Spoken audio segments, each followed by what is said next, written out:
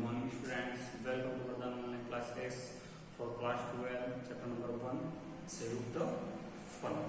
जैसे कि इससे पहले हमने 3 पार्ट पढ़ चुके हैं जिसमें हमने जाना था फलन, फलन की परिभाषा एंड प्रांतीय परिषद और क्रमिक रूपों में फलन को हम कैसे लिखते हैं। आज हम पढ़ेंगे पार्ट 4 जिसमें हम फलनों के प्रकार के बारे में अध्ययन करेंगे। तो पार्ट 4 फर्स्ट तस्मक फलन।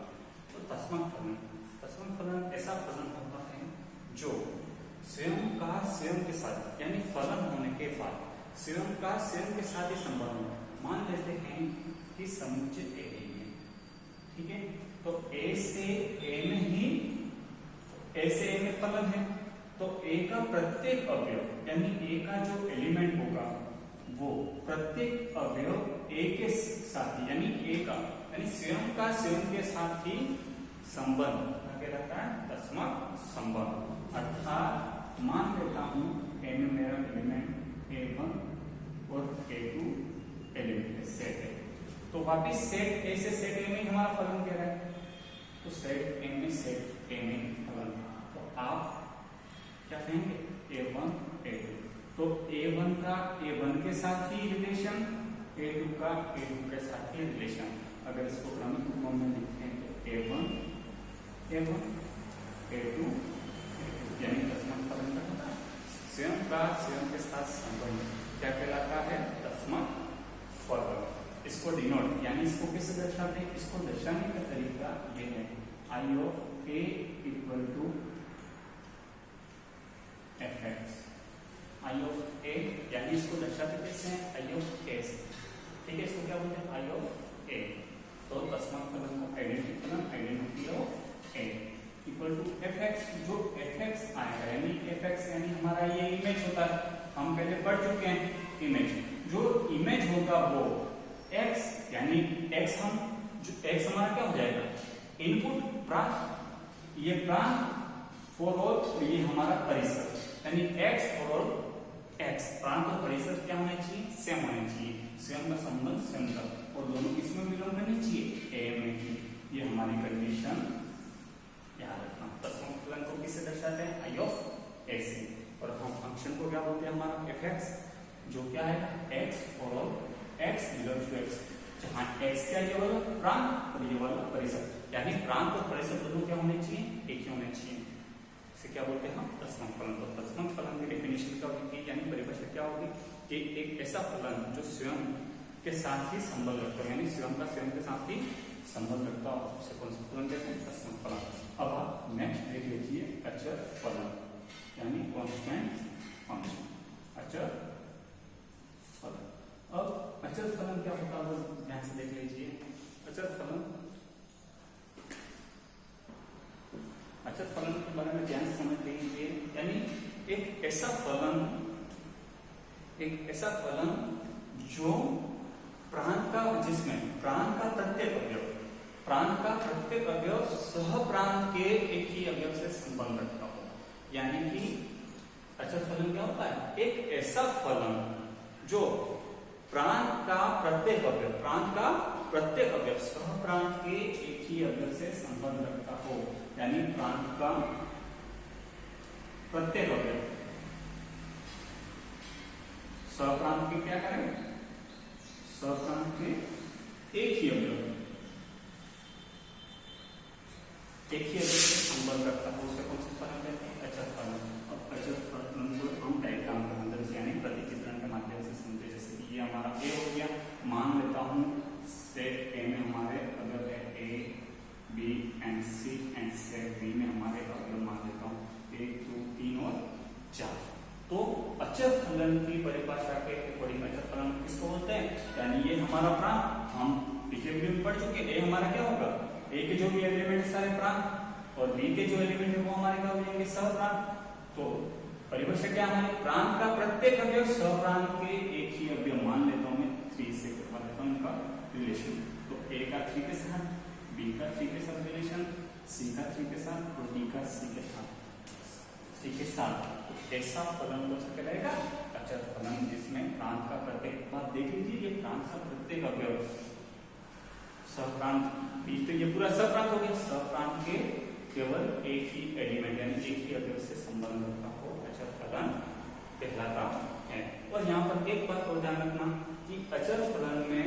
कहा जाए आपको कि अचर फलन में परिसर कितना होता है, अचर फलन में ओनली फॉर एक ही परिसर होता है। और क्रमिक युग्म में बात करेंगे तो क्रमिक युग्म में आप ध्यान रखना कि क्रमिक युग्म का तृतीय अवयव क्या होता है, तृतीय अवयव सेम होता है। यानी क्रमिक युग्म में आप इसको लिखेंगे तो A3 B3 C3 and D3, यानी क्रमिक युग्म आप लिख लीजिए द्वितीय अवयव सभी का सेम आएगा क्रमिक युग्म में। तो आप अचर फलन समझ जाएंगे। अब हम नेक्स्ट फलनों के प्रकार, यानी वो भी फलन ही थे बट फलन ये कुछ विशिष्ट प्रकार के फलन है जिनको हमें पढ़ना है। इसमें सबसे फर्स्ट कौन सा फलन है, ये एकेकी फलन। अब एकेकी फलन क्या होता है, ध्यान से देख लीजिए। एकेकी फलन, एकेकी फलन मान लेते हैं कि f, ध्यान से देखिएगा कि f a से b में एक ऐसा फलन है, f a से b में ऐसा फलन है कि a का प्रत्येक अवयव b के प्रत्येक अवयव यानी a का प्रत्येक अवयव यानी भिन्न भिन्न अवयव, प्रत्येक का मतलब अलग अलग अवयव b के अलग अलग अवयव से संबंध रखता हो, तो ऐसे फलन को हम एकेकी फलन कहते हैं। वापिस मैं एक बार परिभाषा बोल देता हूं कि a के भिन्न भिन्न, प्रत्येक का मतलब भिन्न भिन्न अवयव b के भिन्न भिन्न अवयव से संबंध रखते हैं, तो ऐसे फलन को हम कौन सा फलन कहते हैं, एकेकी फलन। तो आप डायग्राम यानी हम डायग्राम को क्या बोलते हैं, प्रतिचित्रण के माध्यम से आप समझ लीजिए। मान लेता हूं, सॉरी मैं थोड़ा ये नीचे बना देता हूं। मान लेते हैं ए हमारा सेट ए है, ए बी सी एंड, और सेट बी में मान लेता हूं 1 2 3 4। तो आप देखेंगे कि परिभाषा क्या थी, हमारा ए का भिन्न भिन्न और बी के भिन्न भिन्न से संबंध रखना चाहिए। तो ए का 1 के साथ, बी का 2 के साथ, सी का 3 के साथ और डी का 4 के साथ। तो ये फॉर्मूला एफ के अंतर्गत, तो एफ के अंतर्गत ये क्या है, हमारा एकेकी फलन है। अब आप एकेकी फलन को एक और तरीका है दर्शाने का, ये तो हम डायग्राम के अकॉर्डिंग। अब हमारी मैथमेटिक्स की लैंग्वेज में क्या कहेंगे, एफ एकेकी होगा कब, एफ ए टू बी में एकेकी होगा कब, जब इसको क्या बोलते हैं, ध्यान से देखिएगा इस साइन को, इंप्लाइज दैट। अगर ये मैं इससे कर देता तो इस साइन को हम इंप्लाइज है, इंप्लाइज दैट बोलते हैं, इसको इंप्लाइज। तो F of A to B implies F of A not equal to F of B and A not equal to B, A B belongs to A. तो ये mathematics की language हमारा ये कहना चाहती है कि आप ए बी बिलोंग्स टू ए, यानी ए में ऐसे दो एलिमेंट लोगे आप जो कैसे हो, अलग अलग हो और उनको आप इमेज में रखो, ठीक है, उनका इमेज भी अलग अलग आ जाए और आपको ये वाली वैल्यू मिले, यानी A not equal to B, sorry A not equal to B मिले, तब आप कहोगे कि ये एकेकी फलन है। इसी अकॉर्डिंग एक और कंडीशन आप देख लीजिए, ये इंपॉर्टेंट हमारी कंडीशन है, इसी को ही हम फॉलो करते रहेंगे आगे। Implies that F of A equal to F of B, F of A equal to F of B and A equal to B, और ए बी कैसा होना चाहिए, एन होना चाहिए। इसको हम एग्जाम्पल के माध्यम से समझेंगे, ठीक है।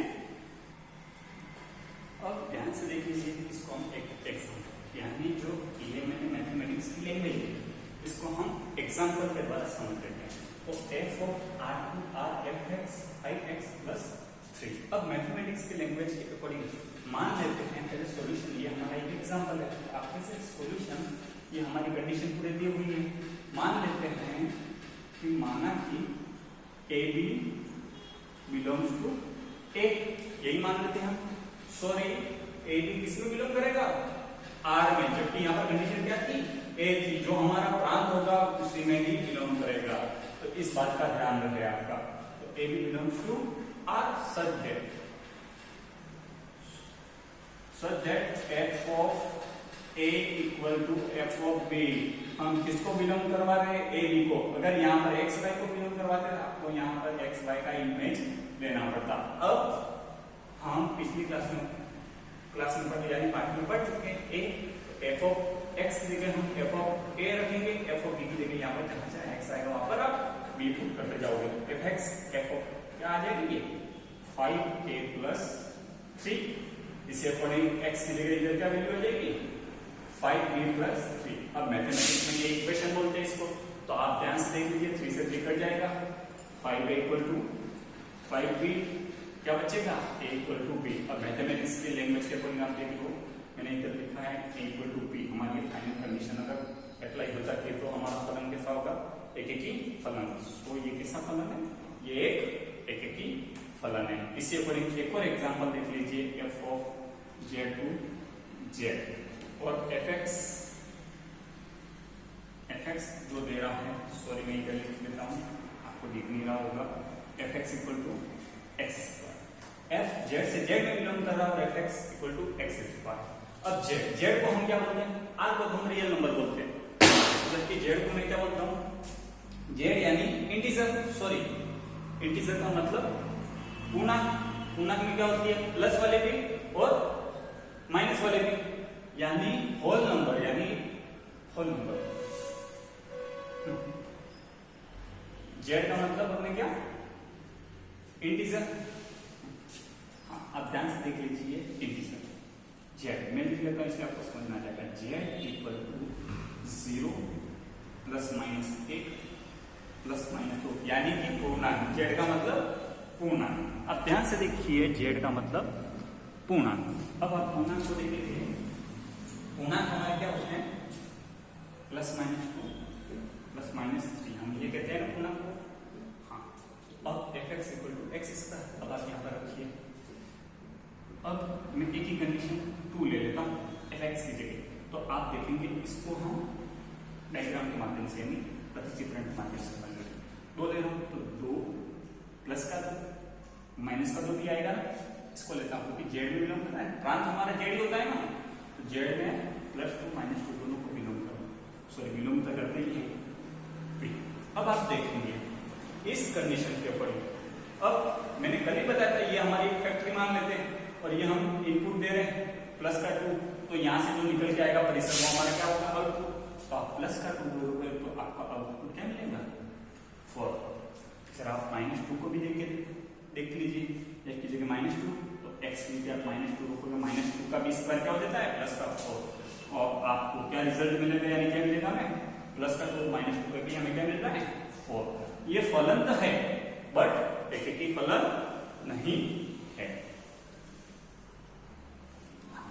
अब नेक्स्ट हमारा कौन सा बहुएकी फलन।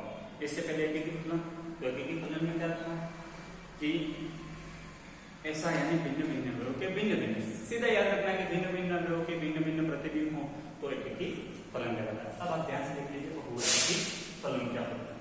तो बहुएकी फलन यानी सेम इसका अपोजिट है, जो एक एक फलन नहीं होते उसी को हम बहुएकी फलन कहते हैं। सीधी सी इसकी डेफिनेशन क्या है, जो एक एक फलन नहीं होगा उसी को हम क्या बोलते हैं बहुएकी फलन। लेकिन इसकी अच्छी डेफिनेशन आप देख लीजिए, मान लेते हैं कि कोई फलन f a से b में फलन है, यानी f a से b में फलन है, तो a के अवयव, a के एलिमेंट, प्रत्येक एलिमेंट या 2 या 2 से अधिक एलिमेंट b में 2 या 2 से अधिक क्या रखें प्रतिबिंब रखते हो, यानी 2 या 2 से अधिक प्रतिबिंब आ जाए तो उसे क्या कहेंगे बहुएकी फलन। यानी सीधी सी बात है, प्रतिचित्रण के अकॉर्डिंग समझ लीजिए कि a मैं मान लेता हूं a में a b c d और e मेरे पास एलिमेंट है, मान लेता हूं समुच्चय b में 1 2 3 4 और 5 मेरे पास अवयव। तो आप देखेंगे कि a का संबंध a के साथ, b का संबंध c का संबंध, d का संबंध ये और e का संबंध। देख लीजिए फलन तो है, ध्यान रखना फलन की डेफिनेशन में और बहुएकी की परिभाषा, डेफिनेशन का मतलब परिभाषा में उलझ मत जाना, दोनों में अंतर है। यानी a के 2 या 2 से अधिक अवयव, b के 2 या 2 से अधिक यानी अवयव में 2 या 2 से अधिक प्रतिबिंब रखते हैं, उसी को हम बहुएकी फलन कहते हैं। तो आप यहां से देखेंगे कि a का a के साथ है, b का 2 के साथ, c का 2 के साथ रिलेशन है, यानी ये 2 एलिमेंट हो गए, उसका एक ही अवयव के साथ संबंध है। ठीक है, तो इसे कोई आप ये देख लीजिए, तो ये कैसे है बहुएकेकी। सीधी सी बात है, जो एकेकी फलन नहीं होगा उसे हम बहुएकेकी यानी बहुएकी फलन कहते हैं। तो बहुएकेकी फलन की डेफिनेशन समझ में आ गई, यानी एक के दो सेट ए है, सेट ए के दो या दो से अधिक अगर बी में एक ही प्रतिबिंब हो तो उसे बहुएकी फलन कहते हैं। अब एक और एग्जांपल आप देख लीजिए, मान लेता हूं f R टू R में रिलेशन है यानी फलन, और fx ले रहा हूं x स्क्वायर। तो आप वही कंडीशन लगाओगे, कौन सी, एकेकी वाली। तो एकेकी में हमारी क्या कंडीशन थी, माना कि देख लेते हैं एकेकी, यानी जो एकेकी थी ना वही कंडीशन इसमें यूज हो गई, क्योंकि हमारी डेफिनेशन क्या है कि जो एकेकी फलन नहीं है वही बहुएकेकी फलन है। माना ए बी बिलोंग्स टू, अब आर में बिलोंग करेगा सब्जेक्ट, ये पूरी मैथमेटिक्स की लैंग्वेज याद रखना, subject F of A B belong करवा रहे ना, तो F of A equal to F of B. अब एक जगह वही काम पुट करेंगे आप, तो ए इस तरह आ जाएगा नहीं और इस तरफ बी स्क्वायर।